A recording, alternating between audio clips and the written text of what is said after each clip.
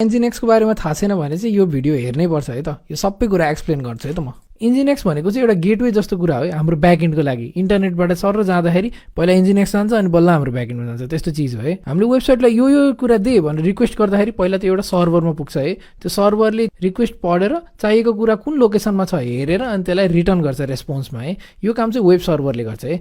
इन्जिनेक्स आफैमा एउटा एकदमै पपुलर वेब सर्भर हो जसले चाहिँ HTML अनि इमेज फाइलहरू सर्भ गर्न मिल्छ है। प्लस रिभर्स प्रक्सी पनि बनाउन मिल्छ जसले चाहिँ हाम्रो सर्भरभन्दा एक लेयर माथि अर्को सर्भर राखेर क्यासिङ, एनोनिमिटी, लगिङ अनि लोड ब्यालेन्सिङको कामहरू गर्न मिल्यो है। इन्जिनेक्स मोस्टली लिनक्स सर्भरमा हालिरहेको हुन्छ है। अनि ETC भन्ने फोल्डरभित्र यसको कन्फिगरेसन लेख्न मिल्छ क्या। यो फाइलको सुरुमा चाहिँ युजरको हो होइन, अनि इरर आयो भने त्यसको जानकारी कहाँ राख्ने भन्ने कुरा हुन्छ होइन। अनि HTTP कन्टेक्स्ट भन्ने हुन्छ, धेरै जसो काम चाहिँ यहीँभित्र हुन्छ है। यहाँभित्र सर्भर बनाउन मिल्छ क्या हामीले मल्टिपल, जस्तो एउटा सर्भर बनायौँ त्यहाँभित्र यो कुन पोर्टमा खोल्ने भनेर लेख्न मिल्छ। अनि यो सर्भरभित्र छिरेको सबै डाटा चाहिँ इन्जिनेक्सले राख्छ क्या, त्यो कहाँ राख्ने भनेर एक्सेस लगमा यसरी दिन नि मिल्छ है।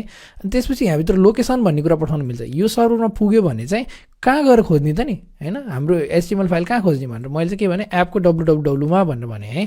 जस्तो यहाँ छ नि हाम्रो यो index.html, यो भेट्छ है यसले। यस्तो JPG PNG गरेर यसो प्याटर्न देखाएर इमेज कहाँ छ भनेर यसरी दिन नि मिल्यो है। अनि रुटको साटो प्रक्सी पास लेखेर चाहिँ अरू नै कुनै इन्पोइन्टमा यसरी पुऱ्याइदिन नि मिल्छ है। जस्तो हामीले यहाँ चाहिँ आफैले एउटा 5000 मा खुल्ने सर्भर बनायौँ अनि ठ्याक्कै त्यहीँ पुऱ्याइदियौँ है। यसरी चाहिँ रिभर्स प्रक्सी भयो। सो यदि तपाईँ वेब डेभलपर हो